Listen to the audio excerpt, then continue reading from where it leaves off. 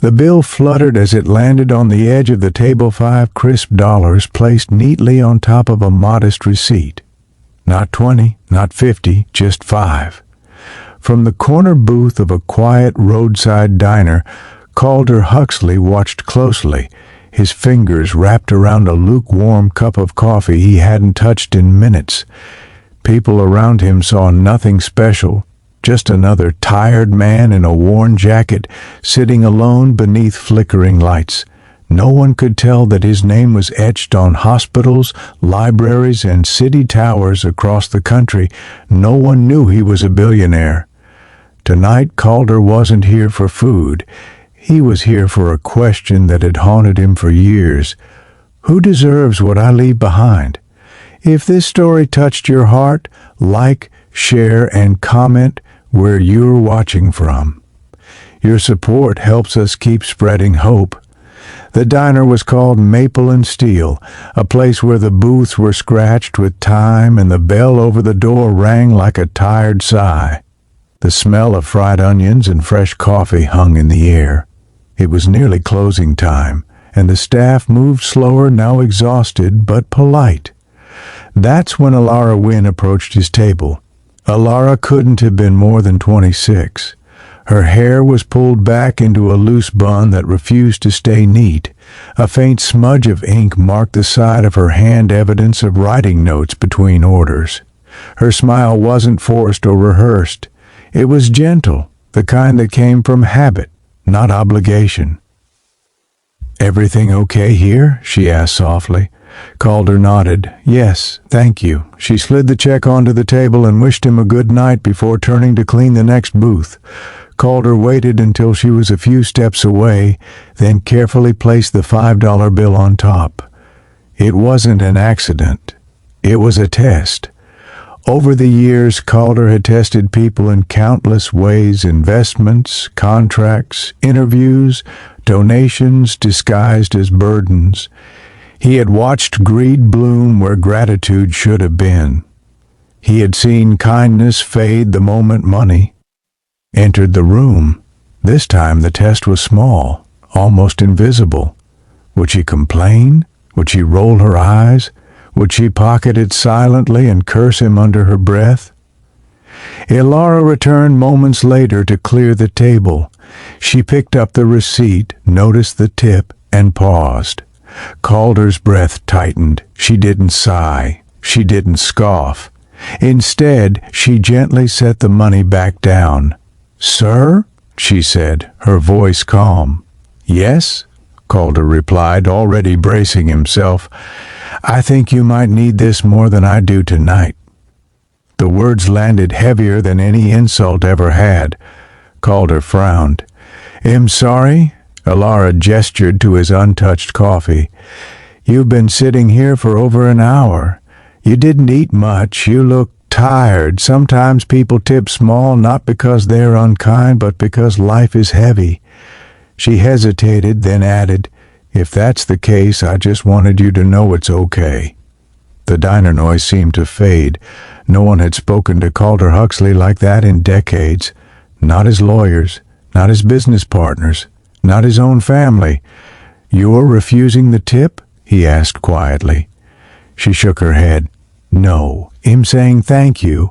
And also," she slid the bill back toward him, "if you're struggling, I'd rather you take care of yourself first." Calder stared at the $5 as if it had transformed into something unfamiliar. "Why?" he asked. Alara shrugged. "Because kindness shouldn't depend on amounts." Then she smiled again, soft, sincere, and walked away. Calder didn't move for a long time. He thought of his childhood, home-cold floors, unpaid bills, a mother who counted coins before groceries. He remembered how $5 once meant survival. How, somewhere along the way, numbers grew so large they lost meaning. Yet here was a woman who earned barely enough to cover rent, telling him to keep his money because he looked like he needed comfort more than she needed cash. When Calder finally stood to leave, he slipped the $5 bill into his pocket, but not before placing something else beneath the receipt. Ilara found it after he was gone. At first she thought it was a mistake. The folded note wasn't a bill. It was handwritten. "Thank you for seeing me as human before seeing money." See, inside was an envelope containing $500. Ilara's hands trembled. She rushed outside, scanning the empty parking lot, but the man was gone. Only the hum of distant traffic remained. She stood there under the buzzing streetlight, tears forming not because of the money, but because of the note. Someone had listened. Days passed. Ilara used the money carefully, repairing her old car, buying groceries for her elderly neighbor, setting aside a small emergency fund. She didn't brag. She didn't post. She simply continued showing up, pouring coffee, offering warmth to strangers who needed it more than they knew. Meanwhile, Calder couldn't sleep. That brief exchange replayed in his mind like a quiet echo. He canceled meetings, ignored calls, sat alone in his estate, surrounded by art and silence.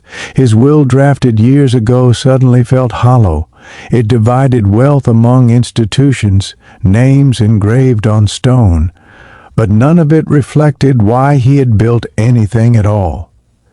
2 weeks later, Calder returned to Maple and Steel. This time he wore the same jacket, sat in the same booth. Ilara recognized him instantly. "You came back," she said, surprised. "I did," Calder replied. "May I ask you something?" "Of course. Why did you say what you said that night?" She thought for a moment. "Because people forget that everyone's fighting something, and because no one ever got poorer by being kind." Calder nodded slowly.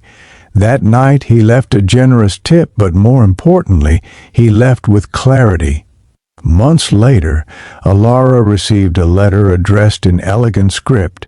Inside was a formal invitation and another note. "You reminded me of the man I wanted to be before I became someone important. I rewrote my will, not because of money, but because of meaning." Calder Huxley established a foundation focused not on wealth, but on compassion-driven service. He funded scholarships for service workers, health care for the overlooked, and community diners that trained and paid fair wages. And at the heart of it all was a simple principle, printed on every foundation wall: kindness is not measured in dollars. Ilara declined public recognition. She kept working at the diner while studying part-time, mentoring new staff, reminding them to treat every customer like a story worth hearing. Calder passed peacefully years later. At his memorial, no one spoke of numbers. They spoke of moments. A waitress, a $5 bill, a response that changed everything. And somewhere in a small diner with flickering lights, kindness continued quietly rewriting the world, one human moment at a time.